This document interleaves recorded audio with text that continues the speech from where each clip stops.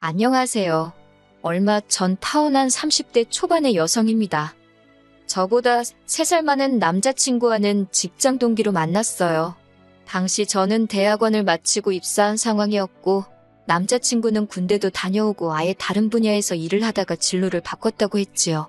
그 해에 회사에서 사람을 몇 명 안 뽑기도 했고 제가 일하던 부서가 워낙 일이 바쁘기도 해서 어쩌다 보니 남자친구에게 초반부터 의지를 많이 했네요.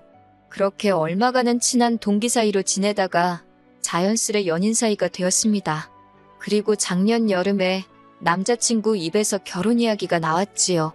남자친구를 진지하게 만나고 있던 건 맞지만 저는 일에 대한 욕심도 있었기에 결혼은 30 중반쯤 하고 싶었던 게 사실이에요. 하지만 남자친구는 하루빨리 결혼을 해서 가정이 주는 안정감을 느끼고 싶다 했지요. 그리고 지금에서야 곰곰이 생각해보니 남자친구가 만날 때마다 어찌나 적극적으로 결혼 타령을 해댔던지 나중에는 제가 약간 세뇌가 돼버렸던 것 같기도 하네요. 본격적으로 결혼 이야기가 오간 건 아마 작년 10월쯤이었을 거예요. 날씨가 좀 쌀쌀해졌다 싶었을 무렵 시댁에 인사를 드리러 갔던 기억이 나거든요. 사실 시댁에 가기 전에 남자친구로부터 어느 정도 시댁에 대해 들은 이야기가 있었기 때문에 큰 기대 같은 건 없었습니다. 일단 제 배경부터 이야기해보자면 저희 아버지는 여대 교수시고 어머니는 전업주부세요. 아버지와 결혼하시기 전에는 잠깐이나마 화가로 활동하셨는데 저를 임신하시면서 이후로는 취미생활로만 그림을 그리고 계시지요. 그리고 저희 친가 쪽이 예전부터 재산이 꽤 있는 집안으로 알고 있습니다. 그래서 저희 부모님도 저도 오늘날까지 이래저래 경제적으로 어려움 없이 살았고 큰 사건 사고나 이변이 있지 않는 한 앞으로도 그렇지 않을까 싶어요. 반면 남편의 배경은 절대로 제가 잘났다거나 특별하다는 이야기는 아닙니다만 저에 비하면 긍정적인 상황은 못 되었네요. 일단 아버님께서는 젊은 시절에는 공직에 계셨다고 들었는데 무슨 연유인지는 모르지만 몇 년 전 스스로 관두셨다 들었습니다. 이후로는 아는 분 건설사무소에서 이것저것 일을 도와주고 계시다 했고요. 어머님의 경우 어머님 아버님이 사시는 동네에서 작은 미용실을 하고 계십니다.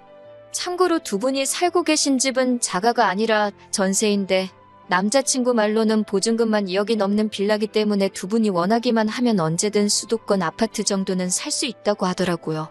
물론 이 이야기를 들을 때 저는 속으로 요새 수도권에 2억으로 살만한 아파트가 있긴 한가 싶기도 했고 또 그렇다고 두 분에게 빚이 있는지 없는지 남자친구가 제대로 알고는 있는 건가 궁금하기도 했지만 제 재산도 아니고 그렇다고 남자친구의 재산도 아니고 무려 남자친구 부모님의 재산인데 제가 나서서 이러쿵저러쿵 말하는 게 예의는 아니다 싶어서 혼자 생각만 하고 말았네요.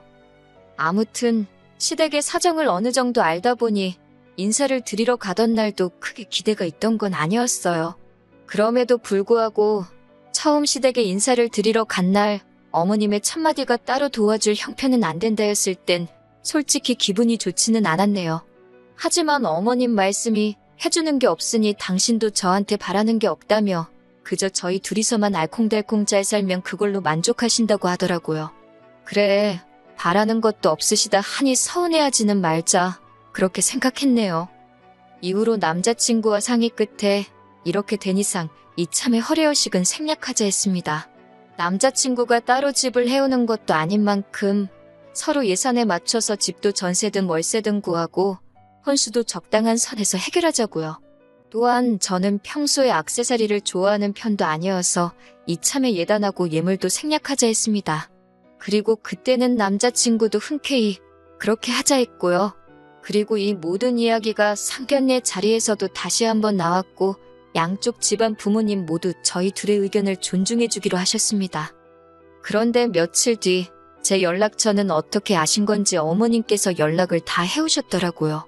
저한테 따로 할 이야기가 있으시다며 회사 근처에 왔으니 저녁 식사라도 같이 하자시대요. 그런데 솔직히 저는 어머님을 따로 혼자서 뵙고 싶지는 않았어요. 그래서 남자친구에게 같이 나가자 했는데 남자친구가 할 일이 많아서 오늘은 무조건 야근을 해야 한다고 안 된다 하더라고요. 그래서 그러면 어머님께 나도 야근이라고 말하겠다고 하니까 남자친구가 정색을 하면서 그래도 어머님이 따로 할 이야기가 있다고 하시지 않냐며 죄 지은 것도 없는데 왜 피하냐고 그러더라고요. 물론 죄 지은 거야 없었지만 어색할 것 같기도 했고 남자친구는 그런 저를 달래며 이참에 둘이 친해지면 좋지 않겠냐고 기분 좋게 나가달라 하대요. 남자친구가 정말이지 한껏 서운한 표정을 지으면서 사정을 하니 계속 싫다고 고집을 피우기도 어렵고 그렇게 회사 앞 식당에서 어머님을 만나 저녁을 먹었습니다. 후식을 기다리고 있는데 어머님께서 먼저 말문을 여시더라고요.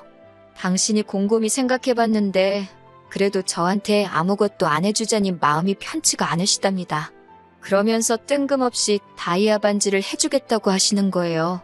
저는 이미 남자친구랑 받은 결혼 반지도 있었고 그래서 괜찮다고 급구사양을 했습니다만 어머님이 어른이 준다 하면 감사합니다 하고 받는 게 예의라고 나중엔 급기에 화까지 내시대요.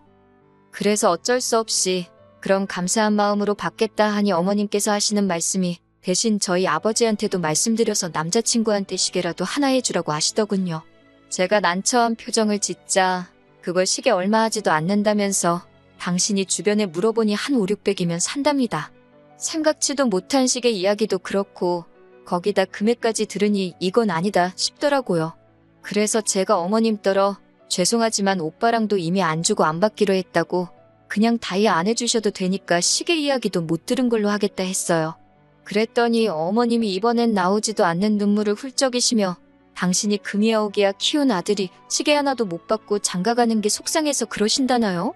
결국 제가 일단은 남자친구하고도 그렇고 저희 부모님하고도 이야기를 해보겠다 했네요. 그날 밤 남자친구에게 어머님이 하신 말씀을 전하니 남자친구가 한다는 소리가 그래도 어머님이 무조건 시계를 내놓으라 하신 것도 아니고 저한테도 다이아를 해준다 하시는 거 아니냐. 그러면서 너무 부담스럽게 생각하지 말자며 저도 다이아 하나 받고 자기도 시계 하나는 받고 결혼하면서 이 정도는 괜찮지 않겠냐 하대요. 갑자기 말이 바뀐 남자친구의 태도가 탐탁치는 않았지만 이 이야기를 들으신 저희 부모님께서도 너무 안 주고 안 받는 것보단 그게 낫겠다 하시더군요. 그래서 이때는 저 스스로 어머님 말씀을 내가 너무 예민하게 받아들였나 싶어서 반성까지 했다니까요. 그리고 한 일주일쯤 지났을까 어머님이 반지 맞추러 가게 어디로 오라며 주소 하나를 보내셨더라고요. 저는 당연히 백화점이나 하다못해 종로로 갈 줄 알았는데 주소를 확인해보니 어머님 아버님 댁 근처에 있는 금은방이었습니다. 느낌이 뭔가 쎄했지만 금은방 생긴 게 마음에 안 들어서 안 갈래요. 그럴 수는 없잖아요. 그래서 일단 오라는 대로 갔지요. 아니나 다를까 이렇게 표현하자니 그렇지만 아직도 이런 금은방이 있나 싶을 정도로 오래된 금은방이었습니다. 언뜻 훑어봐도 제 마음에 드는 디자인은 하나도 없을 것 같았지요. 한편 어머님이 주머니에서 주섬주섬 무언가를 꺼내셨는데 그건 한눈에 봐도 오래된 반지였습니다. 저걸 왜 가져오셨나 싶었는데 어머님이 먼저 하시는 말씀이 당신한테 의미 있는 반지라서 저한테 물려주려고 그런다는 거예요. 포장해서 말씀하신 게 물려주는 거지. 솔직히 저는 어머님이 하시던 반지를 물려받는 거라고는 생각을 못했기에 너무 황당했어요. 그런데 더 웃긴 건 금은방 아저씨가 이리저리 보시더니 아무래도 가운데 달린 건 진짜 다이아가 아닌 것 같다고 하시더라고요. 그러자 어머님이 그럴 리가 없다며 허둥지둥하시는데 제가 다 민망해서 낯을 들 수가 없었습니다. 결국 금은방에서 나와 제가 먼저 어머님께 다시 말씀드렸어요. 이미 오빠랑 받은 반지도 있었고 저는 정말 다이아 안 받아도 괜찮다고요. 그랬더니 어머님께서 그러면 당신 아들 시계는 어쩌냐입니다. 이때는 저도 솔직히 좋은 말이 안 나가서 그러면 어머님이 장가가는 아들 선물해준다 생각하고 하나 해주시면 되지 않겠냐고 물었습니다. 어차피 저한테 반지 하나 사주시는 것도 돈이 꽤 들 텐데 그 돈으로 차라리 시계를 사주시라고요. 틀린 말이 아니어서 그런지 어머님도 못마땅한 표정만 지으셨을 뿐 별다른 말씀은 더 안 하시대요. 그리고 며칠 뒤였습니다. 남자친구 말이 저희 아버지를 만나기로 했다더라고요. 생각지도 못한 일이라서 둘이서 왜 만나냐, 뭐 하려고 만나냐 물으니까 백화점에 가기로 했대요. 저희 아버지가 남자친구 시계를 사주신다고 하셨다는 거예요. 생각지도 못한 남자친구의 말에 당황한 제가 아버지께 전화를 드렸습니다. 아버지께서 하시는 말씀이 너무 신경 쓰지 말라며 사실 며칠 전에 제 시어머니 될 분한테 연락을 받으셨대요. 당신이 금이야 오기야 키운 아들인데 장인한테 시계 하나 못 받고 장가가는 게 마음이 안 좋아서 그런다며 형편 되시면 하나 사주시면 안 되겠냐 그랬다나요? 너무 뻔뻔한 어머님의 태도에 이야기를 전해 듣던 제 얼굴이 다 붉어지는 기분이었습니다. 저는 일단 아버지께 그러면 그냥 나중에 내가 오빠랑 가서 같이 고르고 사주겠다고, 오빠 입장에서도 아빠랑 가는 것보단 나랑 가는 게 편하지 않겠냐는 말로 둘러대곤 그날 약속을 취소하게 만들었어요. 그리고는 남자친구에게 이게 무슨 경우냐며 따졌습니다. 주는 거 없이 받는 거 없이 그렇게 식을 올리자고 한 것도 다 오빠 쪽 사정을 고려해서 정한 거였는데 이렇게 뒤로 이거 해달라 소리가 나오면 곤란하다고요. 그러자 남자친구 말이 자기는 정말 아무것도 몰랐다면서 자기가 어머님하고 잘 이야기해보겠다대요. 그리고 저는 이 말을 찰석같이 믿었지요. 하지만 제가 정말 폭발하게 된 건 그 이후의 일 때문이었습니다. 저희 파혼의 결정적인 이유이기도 하고요. 시계 사건 이후로 어머님은 제가 기어이 그 시계 하나 안 해주려고 용을 썼다는 식으로 저를 치사한 사람으로 몰아가셨고 저는 저대로 어머님의 뻔뻔한 태도에 학을 뗀 상태였어요. 그 와중에 식장 이야기가 나왔는데 어머님이 자꾸 당신 동네에서 가까운 웨딩홀을 고집하시더라고요. 하지만 객관적으로 봐도 저희 부모님 하객이 월등히 많은 상황이었기에 아버지께서 어머님 아버님께 양해를 구하고 호텔에서 식을 올리자 하셨습니다. 대신 결혼식과 양가 하객들 식비는 저희 쪽에서 전부 부담하겠다 하셨고요. 그런데 이 이야기를 들으신 어머님께서 저더러 얘기 좀 하자 하시더니 하신다는 말씀이 당신이 아무리 생각해봐도 호텔 내식이라니 그거야말로 허례허식 같답니다. 그러면서 저더러 부모님을 잘 설득해서 결혼식은 적당한 데서 올리고 대신 현금회단으로 생각하고 1,000만 원만 달라시대요. 진짜 커피 한잔 하면서 이야기를 하던 중이었는데 하마터면 어머님 얼굴에다 그 커피 뿜을 뻔했네요. 저는 간신히 커피를 삼키고 어머님께 갑자기 무슨 예단비를 말씀하시는 거냐, 그렇게는 못 해드린다 했습니다. 그랬더니 어머님이 하는 소리가 당신 주변에서는 며느리 들어온다 하면 핸드백 사다 안기고 링크 사다 입혀주고 그런다나요. 자기같이 불쌍한 인생도 없다면서 아들 하나 번듯하게 키워서 장가 보내는데 그 정도는 바라지도 않는다며 그 1,000만 원 당신 비상금으로 가지고 있고 싶다나 어쩐다나 말도 안 되는 소리를 하시더라고요. 결국 참다 못한 제가 단도직입적으로 말씀드렸습니다. 집도 반반하게 생겼고 혼수도 그럴 판이다.